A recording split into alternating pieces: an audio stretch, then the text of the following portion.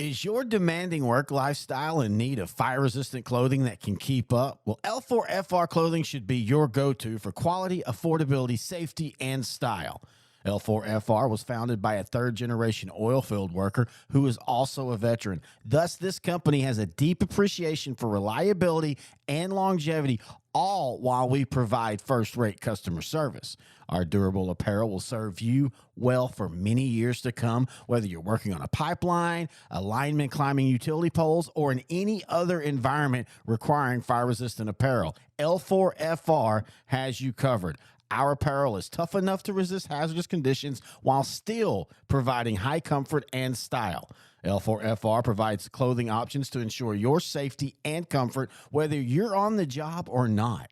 To view our complete inventory of flame-resistant garments, please visit our online store at l4frclothing.com or give us a call at 817-757-4935.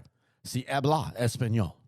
The Hornets take the Kraut Bowl. Hello, everybody. Terry Bennett here on the Munster Football Show, brought to you by Roma's Restaurant, Munster Chamber of Commerce, and the Munster Booster Club, right here on S2S Sports Network, part of L4 Media. As Munster gets the 28-0 win in the annual Kraut Bowl against Lindsay. Great offensive and defensive performances. And, we've talked about the defense all year. Haven't really talked about the offense, so we'll talk to Coach Brady Carney about the growth of the offense led by sophomores. Again, everything that Munster is doing this year is gravy. No pun intended. Now I'm hungry because this is a young team, and every game's an experience. Every game gets you closer to being, more experienced in football. And this is a good week this week as well for the same reason. Taking on Collinsville, a team loaded, the prohibitive favorite in the district race this year. And this is basically for the district championship, though. Munster still has a Celeste team next week that you cannot count out. The Blue Devils would love nothing more than to have Munster beat Collinsville and then Celeste beat Munster and create a three-way tie at the top. And so, as always, we'll be talking to the head coach of the Hornets, Coach Brady Carney. And in fact, we'll do that when we come back right here on the Munster Football Show on S2S Sports, part of L4 Media. Is your demanding work lifestyle in need of fire-resistant clothing that can keep up? Well, L4FR clothing should be your go-to for quality, affordability, safety, and style. L4FR was founded by a third-generation oil field worker who is also a veteran. Thus, this company has a deep appreciation for reliability and longevity, all while we provide first-rate customer service. Our durable apparel will serve you well for many years to come, whether you're working on a pipeline, a lineman climbing utility poles, or in any other environment requiring fire-resistant apparel. L4FR has you covered. Our apparel is tough enough to resist hazardous conditions while still providing high comfort and style. L4FR provides clothing options to ensure your safety and comfort, whether you're on the job or not. To view our complete inventory of flame-resistant garments, please visit our online store at l4frclothing.com or give us a call at 817-757-4935. Si habla español. Terry Bennett back here on the Munster Football Show, now joined by the head coach of the Hornets, Coach Brady Carney. And, Coach, last week you beat Lindsay 28-0. But before we talk about that, I want to talk about this rivalry because I'll be honest, until we started doing this show last year, I had not heard about this. But y'all and Lindsay have a very unique rivalry. Yeah. I don't know how many years it's been going on, but, it's the Kraut Bowl. That's what they refer to it as. And man, I've been a part of it now for 20-something years or 20-something games. I've been here for 14. I was in Lindsay for 4, but we played a couple times in the playoffs. So, yeah, I've been part of it for probably 20-something games. And it's just it's a really cool environment. To me, it's what Texas high school football is all about. Lindsay's, 12 miles down the road, 10 miles down the road, and all these guys are family. And, man, it just makes for a really unique Friday night, how the rivalries go. The emotions are running high in the crowd and on the field. And man, it's just a really good time, and the kids really enjoy it. Yeah, and you bring up a good point. We get caught up in state championships, district championships, 4 rounds deep into the playoffs. But at the end of the day, it's the rivalry games every player remembers. I grew up in Marshall. I still can't look at Longview without just getting angry. So Yeah. that's what it's all about. Sure. No, yeah, I remember, for us growing up, I don't know exactly who our rivals were, but I thought we always felt like it was Gunner, I think, 'cause we were the same size back then in Collinsville. And of course, Munster, Lindsay, Sherman, Denison. And, it's just one of those things, like you said, I think the kids are just as geared up for that game as they are, like you said, 3 and 4 rounds deep in the playoffs. So, it's exciting times, and luckily we were, fortunate enough for it to come out in our favor this year. Well, let's talk about the actual game. You win 28-0. You and I on this show this year, we've been kind of focusing in on the defense and how just by week y'all get better. But offensively, it's the exact same thing. And I know for you, the positive is it's a lot of young talent. A sophomore quarterback in your son, a sophomore tight end / wide receiver in Garrett Hess, and this offense is starting to grow. Yeah, I think the offense is playing a little bit better. I thought last week, Kaysen had a couple turnovers in the first quarter. I think he was, a little nervous first time to start. He's grown up in Munster, so the crowd bowl's always been a big deal to him, and to get that first Friday night start in the crowd bowl, I think he's a little nervous. He had a pick in the first quarter, and then he had a fumble inside the 10-yard line that we probably should have scored on. But a couple of turnovers early, but I thought we settled in the second quarter and third quarter and fourth and played a lot better. The unfortunate for them, they lost their quarterback in the beginning of the second quarter. And Lane, who's a really good athlete, he had some really good plays before he went out. And I think the game would have definitely been a little bit different if he would have stayed in. But I thought we were playing good defense. We've been a little bit early, didn't break.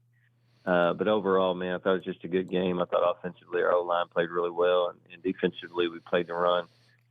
We adjusted some things early after the first quarter. I thought we played the run a lot better after that, but held up in the back end. And overall, like you said, anytime you can get a shutout in district play against your rivals, it's a good night for you. Well, you move on from Lindsay, and now you take on Collinsville. This game's been moved to Whitesboro Friday, 6:30 because of the weather. You and I off the air have been talking about Collinsville all year. Everybody's talking about the Pirates. When you look at the film, what do you see? The same thing I knew I would see is speed and really good athletes. They there's not a lot of 2A football teams that we've come across since I've been here. I was in Lindsay, for, like I said, 18 or so years. You just don't find many 2A football teams that throw the football as much as they do. So you don't defend it a ton. But when you break down the film and you pull the numbers and stuff, they're throwing it 80% of the time and running it 20% of the time. Now, with that said, the screens and the hitches and everything they do lateral from the line of scrimmage is just an extension of the run game, and you can count that as a run, I guess, if you want to, but they're putting the ball in there 80% of the time, and they're putting the ball in there to some really good athletes. And we knew that going in, seeing them last year. It's the same group of kids they had last year. Logan Jenkins, an exceptional quarterback. You can choose to pressure him if you want, but if you do pressure him, I'm not sure you're going to tackle him when you get there. And to me, they're just as dangerous when they're running, if not more dangerous running their scramble type drill where he's scrambling. Receivers are finding open spaces or running away from defenders with their speed. So, man, it's just what you and me had talked about and what I knew I would see when I popped on the film. It's just a really, really talented group of senior athletes, which also gives them that experience. So they're a scary team to defend. Defensively, the speed is there on defense as well, so they're hard to score on. And it's going to be a night where we've got to play perfect, and our efforts got to be great if we want to play with them. And the kids know that, and we've had a good week, so we're excited to get to go play a good football team tomorrow night. Well, and you brought up their defense, and I think, their offense is as good as they were last year. To me, their defense is much improved outside of Cooper, who has a unique, two good really running backs and can kind of grind you down. I think Collinsville's defense in all the other games have been at times dominant.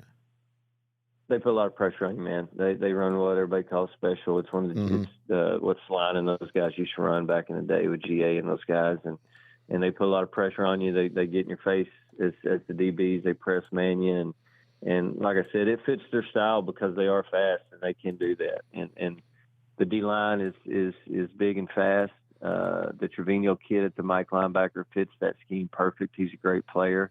The safety and Reed Patterson, Coach Patterson's boy, is an exceptional player. It fits him just perfect. And then their guys on the edge, man. So I think what Garrett's doing fits their style of kids. And like I said, it makes it a tough game for anybody they play. Here at L4 Media, we talk high school football, 4A, 3A, and 2A in Texas. We talk East Texas sports. We talk NFL, guy talk, movie and booze. We also talk wrestling and so much more. And you can see it all on our YouTube channel at L4 Media Company. Like and subscribe. As always, we thank Coach Carney for joining us here on the Munster Football Show. You know, this is a game, it's a rivalry too, and for Coach Carney, he's from Collinsville, and him and Coach Patterson of Collinsville are good friends, and so this whole back end of the Munster schedule with Lindsay and Collinsville back-to-back, it creates interesting situations, especially because the Munster-Collinsville is a rivalry because it's 4-district, and the winner of this one's going to be the number 1 seed. And yeah, I think Collinsville is the prohibitive favorite. I still think it'll be close. You know, last year it was, 25-14, 28-14 Collinsville, and that was with a Munster team that was just shredded with injuries. This year it feels like Munster comes in a lot healthier.